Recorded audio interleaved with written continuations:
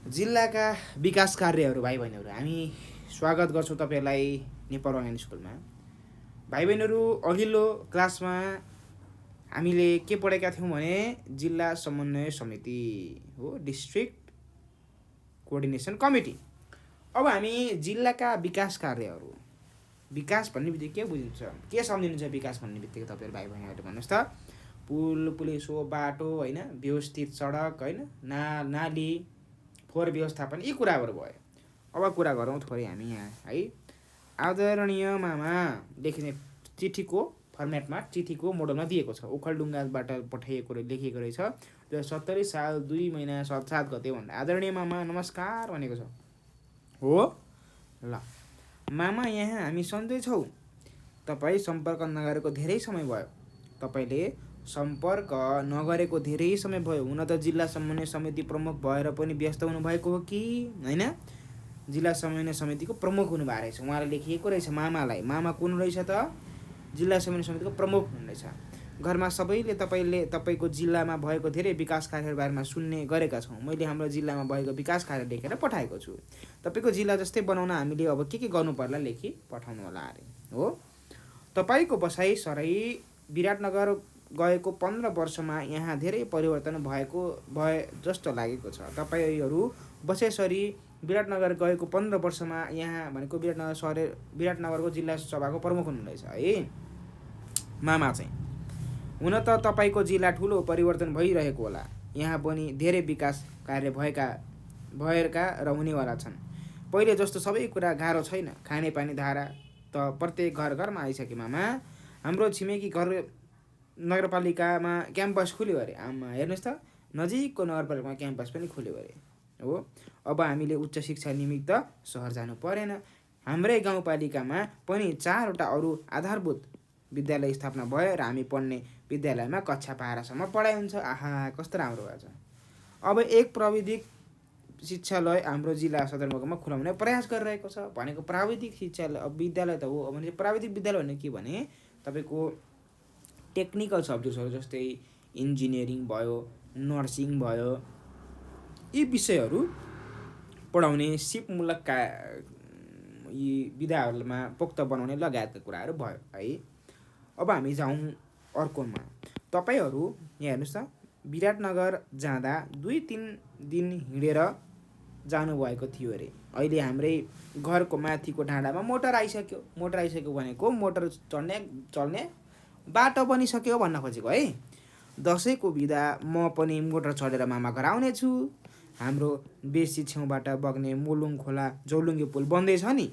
पुल बनेपछि मलाई विद्यालय जान धेरै नजिक हुन्छ हो। अब त हाम्रो खेतमा कुली आउने बेला भयो। कुली भनेको अब सिँचाइ गर्नको लागि बनाइने कुलो आउने भयो हैन, कुलो आउने भयो। सिँचाइको सुविधा भएपछि त प्रशस्त अन्न र नगदे बाली उब्जने। अब अन्न भनेको फुड क्रप्स भन्ने, नगदे बाली भनेको क्यास क्रप्स हो। अब अन्न भन्नाले धान हैन, चामल, गहुँ रहेको कुरा भने, नगदे बाली भनेको मकै, उखु लगायतका कुराहरू भयो। यहाँको उब्जनी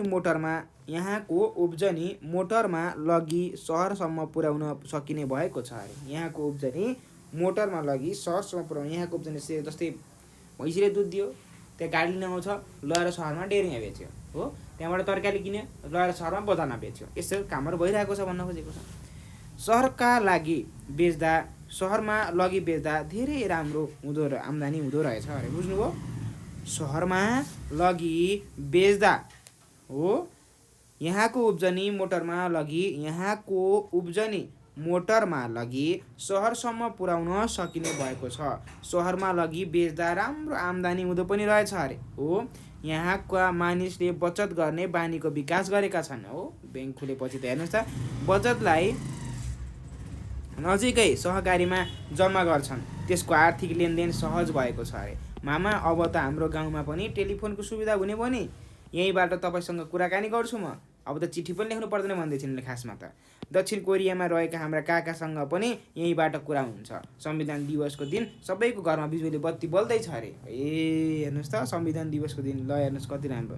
हाम्रो घरमा पनि तार जोडेर ठिक पारेका छौँ। हाम्रो गाउँतिर पट्टीको डाँडा तपाईहरू जानुभन्दा 2 वर्षपछि गरिएको वृक्षारोपण त्यहाँ जाँदा राम्रो हरियाली बनेको छ अरे, धेरै राम्रो बिरुवाहरू किन्दैछन् मामा भन्दैछन्।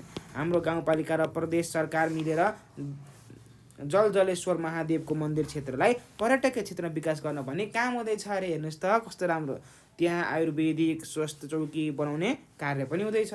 धर्म संस्कृति र मूल्य मान्यताको जगेर्ना गर्न भनेको त्यसलाई रेखदेख गर्न बचाउन गर्न गुरुकुल विद्याश्रम पनि खुलेको छ हो। गुरुकुल विद्याश्रम भनेको विद्यार्थीहरू त्यहीँ गएर हो, त्यहाँ गएर गुरुसित बसेर पढ्ने परम्परा भयो। मैले सुनेअनुसार हाम्रो जिल्लामा एक जडीबुटी प्रशोधन गर्ने कारखाना पनि स्थापना हुँदैछ अरे हो। यो भयो। हस्त आमा आजलाई बिदा पाऊँ है यहाँको, हस्त मामा आजलाई बिदा पाऊँ। यहाँको विकास हेर्न तपाईँलाई निमन्त्रणा गर्दछु। तपाईँले गर्नुभएको विकासको कार्य उल्लेख गरी पत्र लेख्न नबिर्सिनु होला र फुर्सद मिलाएर आउनु होला। हेर्नुहोस् कति स्मार्ट रहेछन्। जिल्ला सभाको प्रमुख मामालाई उनले सिकाइरहेकी छिन्, उनले भनिरहेकी छिन् विकास भनेको यो हाम्रो यस्तो यस्तो विकास भयो, यस्तो हुनु पऱ्यो, आफ्नो घरटोलमा के भइरहेछ भनेर थाहा हुनुपर्छ है। र तपाईँकी भान्जी फुलकुमारी भनेपछि यो चिठी कसले लेखेको रहेछ? भान्जी फुलकुमारीले मामा लेखिरहेछन्। मामा कुन त भन्दा जिल्ला समन्वय समितिको प्रमुख हुनुहुनेछ। हेर्नुहोस् त भनेपछि यो क्रियाकलाप यो कक्षामा गराउनुहुन्छ भाइ बहिनीहरू। हामी जाउँ अब अभ्यासमा है।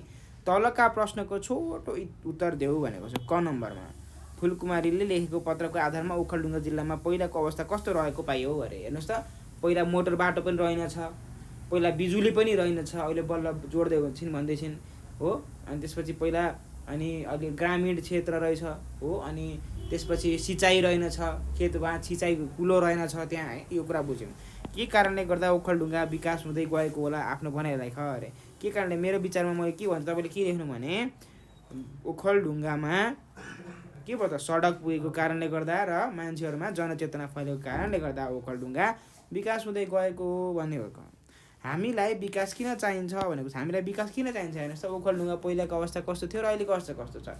हामीलाई विकास सुविधा अनि त्यसपछि अब अरू के हुन्छ त भन्दाखेरि त्यसपछि सहजता सरी भाइ बहिनीहरू सुविधा सहजताको लागि हामीलाई विकास चाहिन्छ। हाम्रो विकास हामी आफै गर्नुपर्छ। यस भन्नलाई पुष्टि गर्नुहोस्। हाम्रो विकास हामी आफै गर्नुपर्छ भन्नुको मतलब जबसम्म हामी सचेत हुँदैनौँ, जबसम्म हामी आफै विकास उन्मुख काम गर्दैनौँ, तबसम्म हाम्रो कुनै पनि ठाउँ या कुनै पनि क्षेत्र विकास हुन सक्दैन। जहाँका मान्छेहरू शिक्षित हुन्छन्, जहाँका मान्छेहरू सभ्य हुन्छन्, त्यही ठाउँको विकास हुन्छ हो। विकास आफूबाट सुरु गर्नुपर्छ, त्यसपछि परिवारपछि समुदाय र समुदायपछि समाज भनिएको छ है। ठिक छ ल। यो भयो त। ङ नम्बरमा हेर्नुहोस्। विकासका पूर्वाधारका रूपमा यातायात र सञ्चारको भूमिका लेख अरे। विकासका पूर्वाधारका रूपमा यातायात र सञ्चार। अब विकासका पूर्वाधार भने के हो त? विकासलाई टेवा पुर्याउने सहयोग गर्ने पूर्वाधार हो है। त्यो के हुन्छ भन्दा यातायात भनेको ट्रान्सपोर्टेसन, सञ्चार भनेको कम्युनिकेसन हो। अब यातायात भनिसकेपछि कसरी सहयोग गर्छ? जस्तै हेर्नुहोस् त गाउँमा भएका तरकारीहरू सिधै बजारमा गएर बेच्न पाइयो, गाई भैँसीले दिएका दुधहरू बजारमा गएर डेरीमा बेच्न पाइयो महँगोमा हो। यस्तो कुराहरू चाहिँ हुँदो रहेछ। हेर्नुहोस् है। अब सञ्चारको भूमिका के हुँदो रहेछ त भाइ बहिनीहरू हेर्नुहोस् त।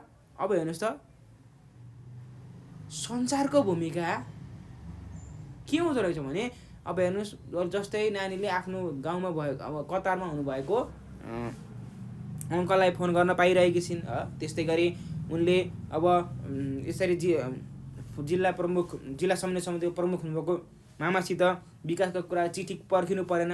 एक क्षणमा बोलेको एकचोटि कल गरेको भरमा उनी विकासका योजनाहरूका बारेमा छलफल गर्न पाइने भइन् होइन। अनि केही समस्या पऱ्यो भन्न पाइन्, कि अपरजट पऱ्यो, कोही बिरामी पऱ्यो भने फोन गरेर फोन गरेर एम्बुलेन्स बोलाउनु पाइयो, आगो लाग्यो भने फोन गरेर दमकल बोलाउनु पाइयो। यी कुराहरू चाहिँ हुन्छ है। सञ्चारको कुराबाट चेतनामूलक कुराहरू सुन्न पाइयो। अब परियोजना यो अर्को प्रश्न पुनर्लगन अभ्यास। अब यस्तो छ, यो चाहिँ हाम्रो एकाइ सकिसकेपछि सुरु भएको प्रश्न हो। अब यो जुन क्रियाकलापको कामहरू छ भाइ बहिनीहरू, यो क्रियाकलापको कामहरू चाहिँ अब यो समूहमा कक्षामा गरिने काम भयो।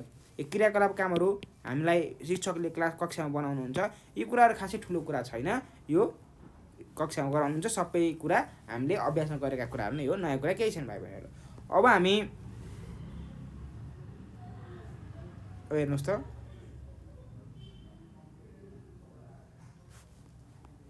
हेर्नुहोस् है, हामी पाठ 6 मा थियौँ। अब हामी अर्को एकाइमा जान्छौँ। अहिले चाहिँ हामी भाइ बहिनीहरू बिदा माग्छौँ है। अर्को एकाइमा हामी भेट्नेछौँ। By by.